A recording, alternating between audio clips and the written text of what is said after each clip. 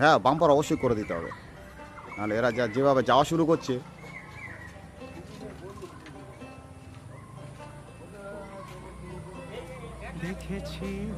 মন্দিরটা কোথায়, কি বৃত্তান্ত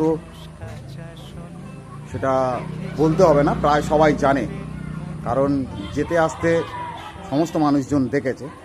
আমি প্রথম ঢুকছি, তো সেই জন্য ওই ভিডিওটা করা। অনেক দিনের ইচ্ছা ছিল এইখানে একটা ভিডিও বানানো, হয়ে উঠছিল না।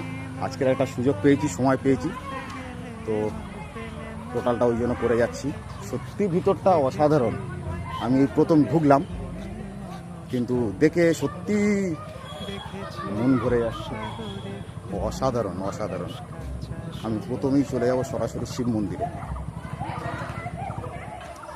জুতো এখানেই খুলে রাখতে হবে।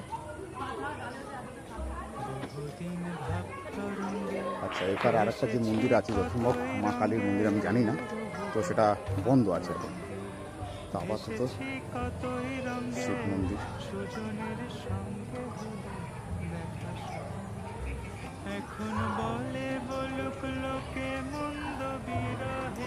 মন্দির দর্শন করে নাও।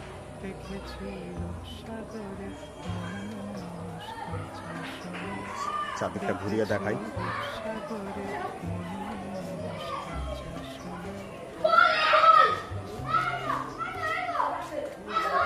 এখানে বাচ্চারা প্রচুর খেলাধুলা করে। এখানে সব পাড়ার বাড়ি, আশেপাশে যে পাড়া থাকে সেই পাড়ায় বাড়ি, সব খেলাধুলা করছে।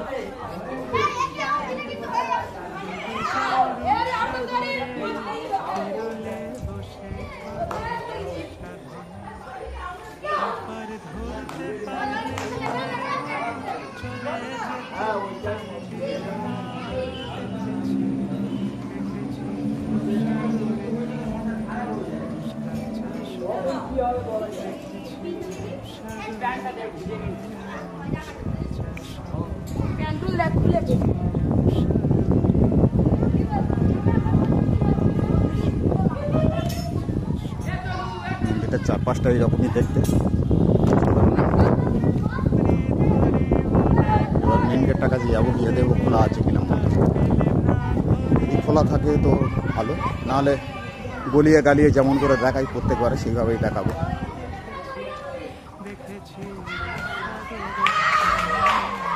এই মন্দিরের এন্ট্রান্স গেট। আচ্ছা, মনে হচ্ছে খোলা রয়েছে।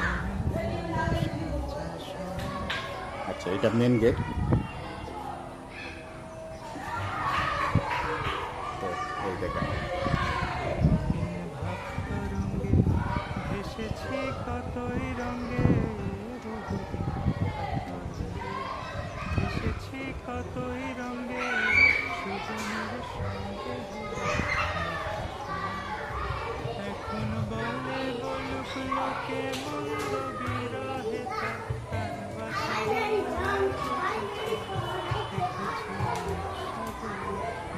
তো মন্দিরের চারদিকটা এইরকমই দেখতে, সবাই দেখে নিলে।